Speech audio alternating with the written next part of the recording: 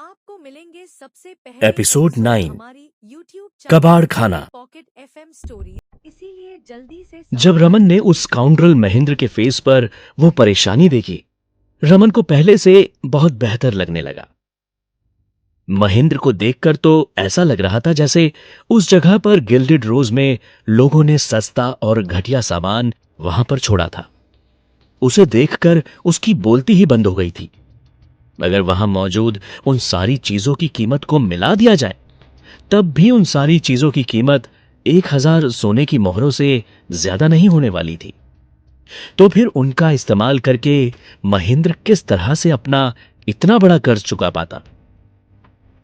उसका वो मोटा अंकल विक्रम तो बिल्कुल भी इंसानों से प्यार करने वाला शख्स नहीं था। वही रमन को उस वक्त महेंद्र की हालत पर इतनी जोर से हंसी आ रही थी, उसे रोकने के लिए उसे बहुत ज्यादा कोशिश करनी पड़ी। लेकिन रमन डेफिनेटली यश की असली सोच से अभी तक अनजान था। वहीं दूसरी तरफ यश भी अपनी हंसी को रोकने की बहुत ज्यादा कोशिश कर रहा था। जिस तरह की याददाश्त यश के दिमाग में महेंद्र की जिंदगी के बारे में बची हुई थी, यश इस बात को जानता था कि वो जिस युग में जी रहा था, उस एरा में रिसोर्सेज बहुत ज्यादा तादाद में अवेलेबल थे। इस सब के बावजूद अपने आसपास पड़े उन मटेरियल्स को देखकर यश चौंक गया था। उसने कभी भी नहीं सोचा था कि वो युग भी इस हद तक फ्लरिशिंग रहा होगा। उन बाकी सामानों की तो बात ही छोड़ो, सिर्फ वो 3 फुल बॉक्सेस जिनमें कि रेड कोरल भरा हुआ था, वो किस तरह का कॉन्सेप्ट था? यश ने इससे पहले के युग में वेदनगर के बोरिंग एनवायरनमेंट में देखा था कि कुछ टुकड़ों के लिए लोगों के बीच में लड़ाई झगड़ा हो जाया करता था। ओह, और वो बैग जिसमें कि मूनलाइट सैंड रखी हुई थी, वो भी अगर रेगिस्तान में सैकड़ों सालों तक खोद कर निकाला जाता, तब भी इतनी ज्यादा मूनलाइट सैंड इकट्ठी नहीं हो पाती थी। जरा रुको, वो बात वहीं खत्म हो गई। रमन ने फिर से अपने मन में कहा। जब ना चाहते हुए भी यश ने अपनी नजरें उस मूनलाइट सैंड से हटाई, उसका ध्यान तुरंत एक ब्राइट लाइट ने अपनी तरफ खींच लिया। वो क्या चीज होगी? क्या वो जादुई लोहा होगा? यश ने ना चाहते हुए भी अपने पेट में हवा गटक ली। उसने अपना ध्यान उस वेयरहाउस के कोने से आ रही रोशनी की तरफ किया, जिसमें कि एक बहुत ही जबरदस्त मैजिक फ्लक्चुएशन दिखाई पड़ रहा था। यह चीज मैजिक आयरन नहीं हो सकती, राइट? यश ने अपने आप से कहा। यह पहली बार था जब यश ने पहली बार रियल मैजिक आयरन देखा था।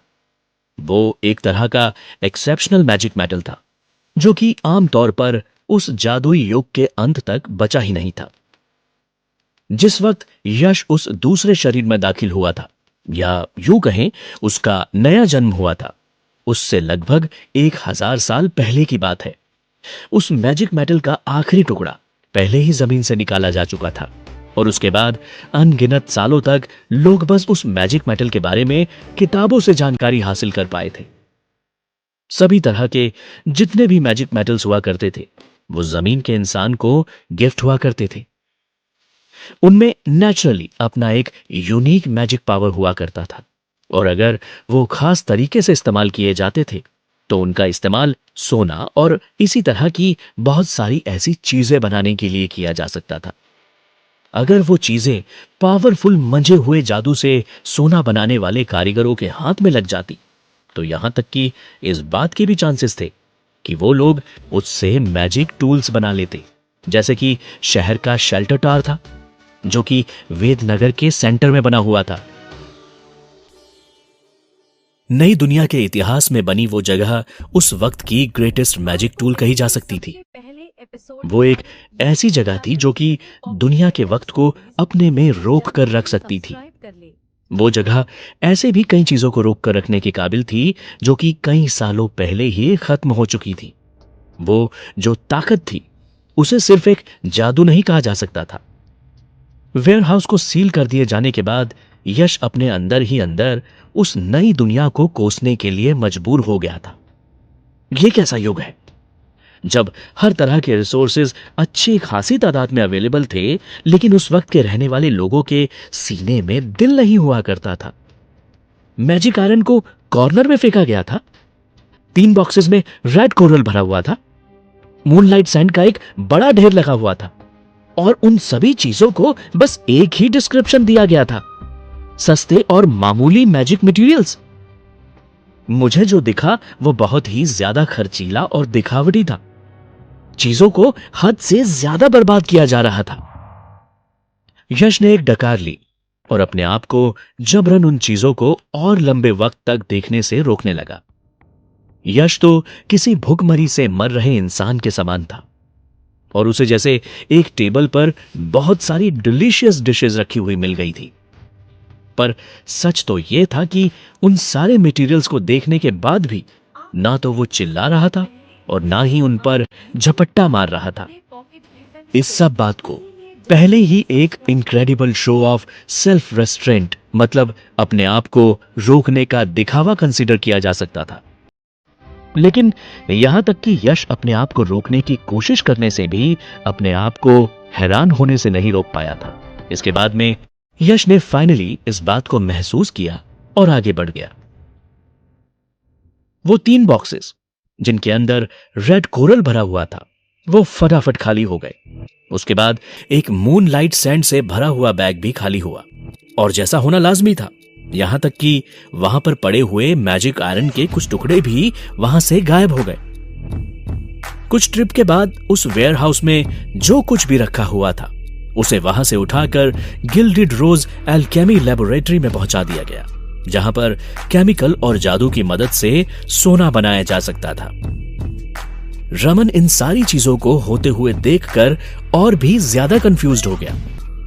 ऐसी वो कौन सी चीज थी जिसने उसके इस छोटे मालिक को इतना ज्यादा स्टिमुलेट कर दिया था कि वो कितने अजीब तरीके से इतना एक्टिवली एक्ट कर रहा था? क्या प्रेशर की वजह से उसका दिमाग क्रैक हो गया है और उसने अपने सोचने समझने की ताकत खुद ही खो दी है? क्या ऐसा हो सकता था कि उसने इस बात को नोटिस नहीं किया हो कि 5 बार इधर से उधर आने जाने की ट्रिप्स लगाने के बाद वो पसीने में पूरी तरह से लथपथ हो गया है?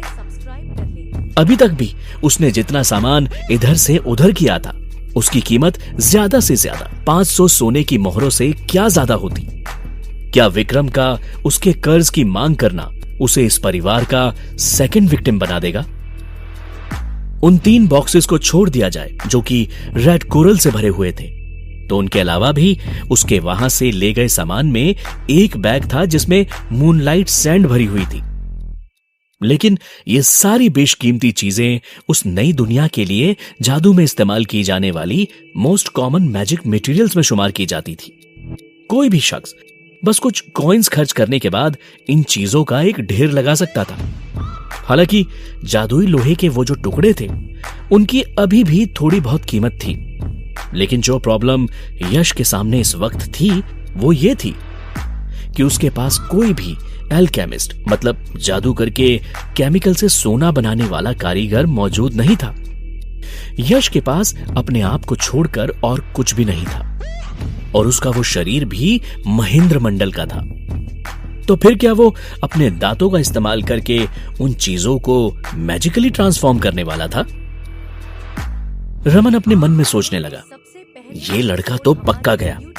अब ये पूरी तरह से पागल हो चुका है। सचमुच इसके दिमाग पर काबू नहीं रहा। रमन को तो इन सारी बातों को देखकर अब हेडेक होने लगा था।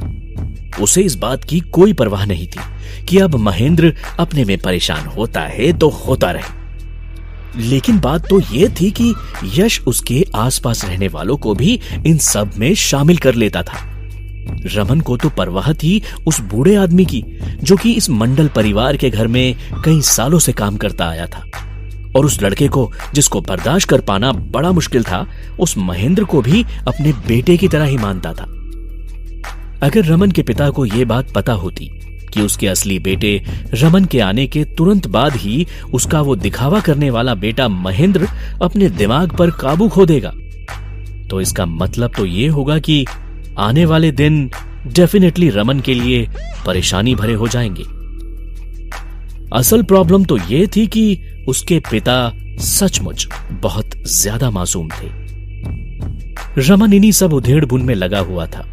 उसे कुछ भी नहीं पता था कि महेंद्र क्या करने वाला था।